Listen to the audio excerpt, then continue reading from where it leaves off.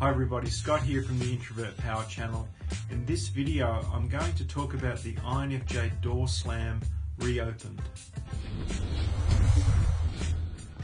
So perhaps for some of my new subscribers that aren't familiar with this concept, I have made a video on this in the past, and I'll leave it both somewhere on this video and in the description below.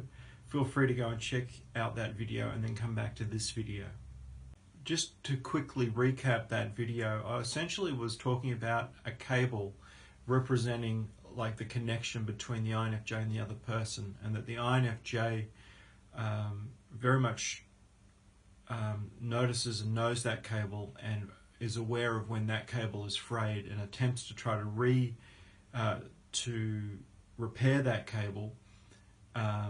However, it's often not repaired, and then the INFJ will make adjustments to keep that cable going, and the INFJ will keep that, hold on to that connection for as long as possible, and that will continue to hold on to hope of that relationship restoring, even if there's just one little strand left of that cable. But there comes a time for the INFJ when that last little strand is broken, and that can be a dramatic event, or it could just be a really subtle knowing that there's no hope left for this relationship, and that cable breaking is essentially the ending of a relationship. And for the INFJ, they can feel like the door slam is actually being done to them, and that essentially the INFJ is trying to hold the door open to the relationship, trying to make a connection, trying to connect with the other person, and the other person either not getting it, not understanding it, or not wanting to get it, or a combination of all those things, feels to the INFJ as though the other person's constantly trying to shut the door on the INFJ's perspective of the relationship, because they often don't understand it. And so the INFJs are trying to hold the door open. It feels to the INFJ as though the other person's trying to slam the door closed on them all the time, with their lack of response to them. And eventually the INFJ no longer has any energy left to keep that door open. And so it's not so much a giving up, but more of just an exhaustion, can't do it anymore. And so the INFJs can no longer hold that door open, and so the door gets slammed on them by the other person's apparent unwillingness to understand where they're coming from. Now, that video that I made was probably one of my more successful videos, and so there's an overwhelming sense of connection to that video. I just wanted to address some of the feedback, or one particular thread that I noticed, which was from people that were frustrated with the pace of the video, that I took so long to explain it. And I thought about that, and yeah, INFJs can make long videos and take a long time to explain things. But I think there was a metaphor in that the frustration and annoyance that people were experiencing watching the video, watching me explain it and get to the end of that video, is really a metaphor for how an INFJ feels while they're trying to maintain a relationship, while they're trying to restore or repair or better a relationship. And I think it's a metaphor for how the INFJ feels a lot of the time. So in this video today, I just wanted to explore a little bit more of this door slam from the perspective of, can it be reopened? What would an INFJ need to do to reopen that door, and what would the other person need to do to open that door? So I don't want this video to be about INFJs are right and holier than thou, and everybody else is ignorant and stupid and just needs to get with the program. That would be a frustrated INFJ response to this kind of situation. However, I think there's room for both the INFJ and the other person to reopen that door. So I think firstly it's about, can it actually be opened? And I think the answer is yes, that nothing's impossible. The door can be reopened. But I think for a lot of the time it just isn't reopened. There's just too much damage, there's just too much pain, too much disappointment to overcome. Now, I just also wanted to, I think, highlight that there can be many variables that come into play here. It's not simply INFJ and ISTP or any other type and those dynamics that coming into play that could lead to a door slam. There's so many other variables that can come into play. A person's temperament, their family background, the types of attachments people had with their caregivers, life experience, all manner of variables that would come into play here. One of the other complaints that people have made, or comments that people have made on the other video, is that the door slam is essentially an immature response from the INFJ. Now, I think that can be true, but it can also not be true, depending on the variables in the situation. I think there is truth in that naivety and the idealism of the INFJ, and kind of just wishing the other person would know what they're feeling and would meet them and get them without the INFJ doing too much to help the other person understand. I think that is an immature approach to the relationship, and that the INFJ door slam in that situation really comes down a lot to the level of maturity of the INFJ. However, I don't think that's the end of the issue. I think in other cases, it's very possible that it's actually a lack of maturity on the other person's side, whereby there's a lack of willingness to hear the INFJ, to believe that what they're saying has a reality to it, and essentially is stonewalling the INFJ's attempts for connection and understanding and so on. And that's in a situation where the INFJ is actually trying to communicate in the relationship, trying to build a deeper connection in the relationship, and it's just being stonewalled all the time.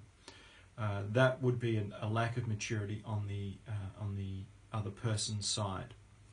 So to reopen the door on both of those scenarios, it would require the INFJ to recognize where, if they're not communicating, if they're just hoping that the other person gets it. So that's a situation where the INFJ is making an assumption that because they can see into other people and can understand things and understand the complexities of relationship, and can often feel what other people, pick up on the feelings of other people, and even may understand why, that other people can do that to them and they're just refusing to. That is a very problematic worldview.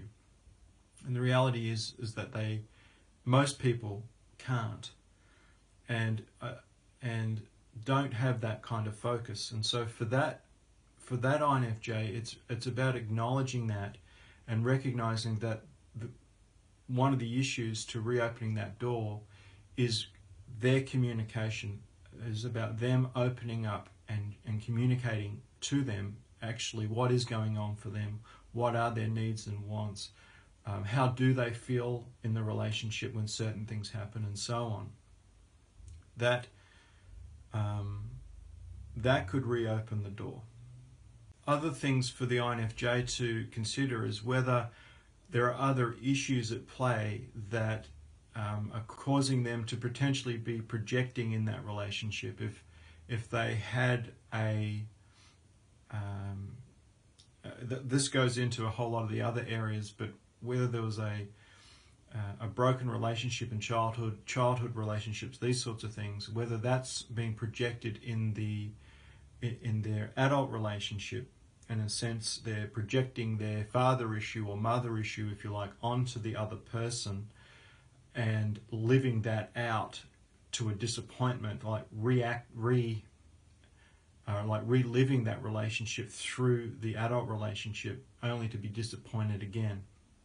So essentially, though, what I'm saying with that one is the INFJ recognizing where their own issues might be may have caused difficulties in that relationship, recognizing that, and that again could be another way that the door could be reopened. For the other person, it could be a case of needing to choose to accept the differences, the personality type differences, and that just because the other person can't see what the INFJ sees doesn't necessarily mean that it's irrelevant or unnecessary to look at or not important. And I think that brings in the Pygmalion project, which is where we try to make the other person like ourselves. And I think in relationships where the personality types are quite different, the Pygmalion project essentially is where we try to mold the other person into our own image. And so that's possible for the INFJ to be trying to do that, trying to make the other person become like them, see what I see, become like me so that I'm comfortable. And vice versa, you got the other person potentially saying, no, that's not right, become like me, see it how I see it, and let's live happily ever after. And a lot of wasted energy goes into each person trying to make the other like them. So a way of reopening the door for both the INFJ and the other person is making room for the reality of the other person, essentially, is kind of making that decision, okay, I'm going to try and understand this other person's viewpoint, worldview, feelings, way of seeing the relationship and so on. I'm going to open myself up to seeing it from their point of view and not rejecting it or necessarily trying to understand it, but accepting that is the reality for the other person. And where both people are trying to understand that, are trying to understand the other's way of seeing things, then there is kind of an overlap that can occur where there's actually room for both people to adjust to the reality of the other, which is different, very different, to both trying to make the other like themselves. So in the case where both people are going, okay, I'm going to open myself up to accepting the way the other person is, not how I would want them to be, then we're building understanding. We're both people essentially maturing and learning to understand where the other's coming from, and that can lead to both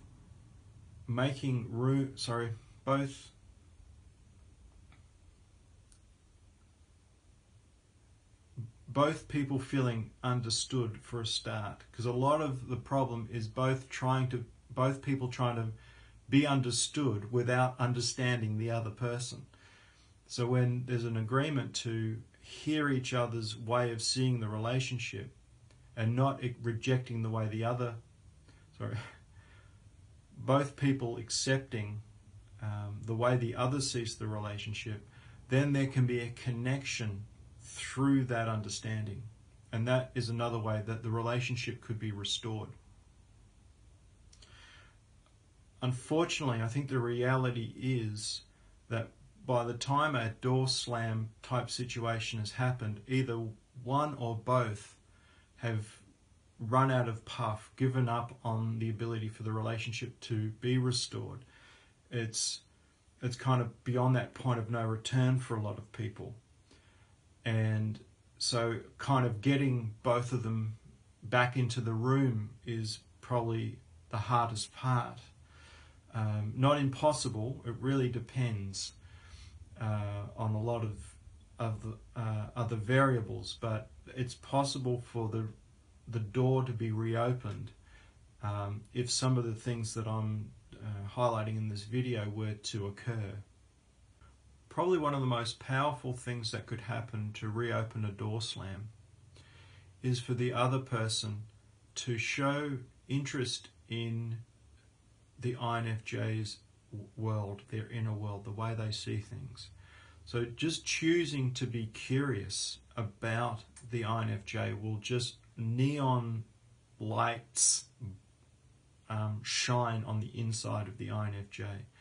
Curious, open questions of that give the INFJ room to openly express themselves and their inner world will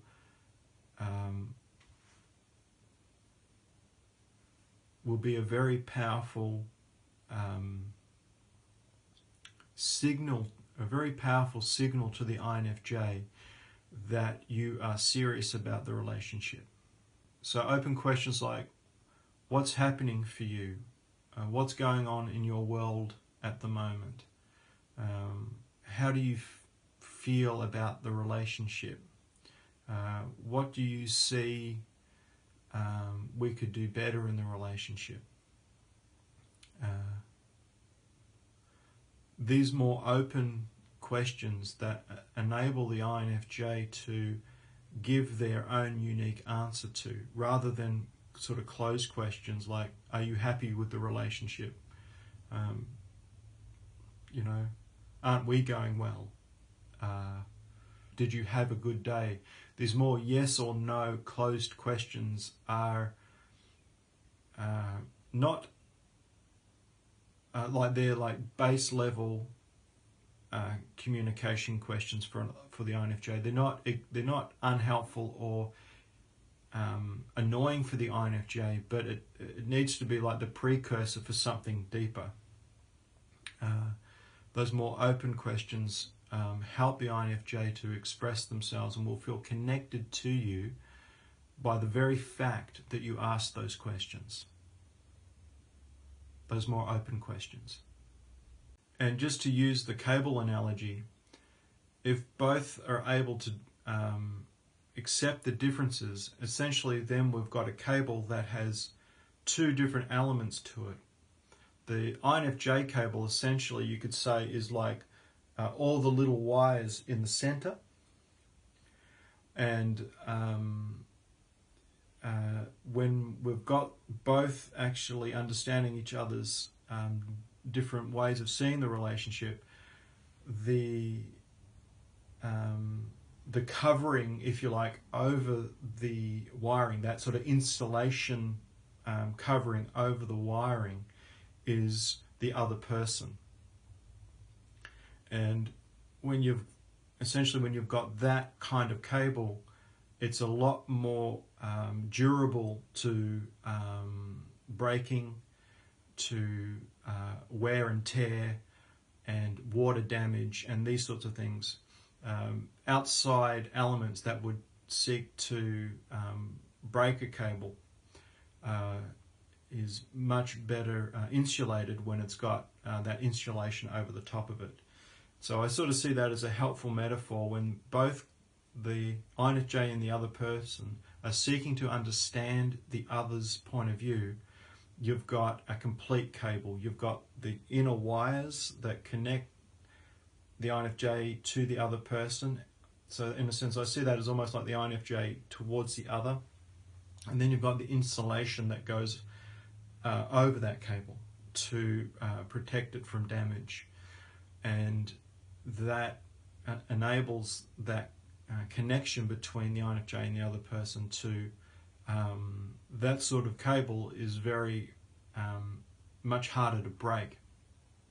And I think the INFJ would very much appreciate that kind of dynamic, because that insulation, in a sense, feels like a protection. It feels like the other person is honouring. I think the INFJ very much appreciates that kind of cable, because it can feel for the INFJ as though that insulation is really understanding from the other person. It's also a protective layer, so it's like that the relationship is more is safer for both of them. It's stronger, and it's showing that insulation for the INFJ essentially is seeing that there's reciprocation, that both are attending to the cable, if you like.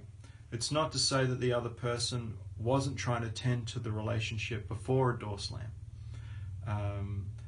but because most likely for most people, most well-meaning people, the other person is doing what they think to do to make the relationship good, beneficial, but it's just that the INFJ doesn't necessarily experience it that way. So this mutual understanding of one another sort of helps the INFJ to actually experience from the other person that they care about the relationship. So when you've got two people saying, well, this is how I see the relationship or this situation, and you've got the other person saying, okay, I understand that and I accept how you're seeing it, however, this is how I see it, this is how I experience it, and the other person's able to accept that, then there's a foundation in which to explore ways of handling a situation differently, addressing an issue differently, depending on what the situation is. There's a foundation there in order to deal with the situation in a way that's mutually beneficial. So no doubt I'm going to press stop on this video and then have these other things that I really wish I would have said in this video, but maybe I'll share that in another video down the track. And also see this as more of a conversation than a full stop. So feel free to leave your comments and share your experience of this, your experience of reopening a door slam if it's happened for you. Really appreciate your feedback. Subscribe to the channel if you haven't already. If you're liking the content, appreciate your support. I have a Patreon account too if you want to support me making these videos, and I'll see you again in another video. If you're interested in looking at opposite type dynamics, the pros and the cons, what works, what doesn't work, and the dynamics of opposite type relationships, check out my Patreon page to see that video.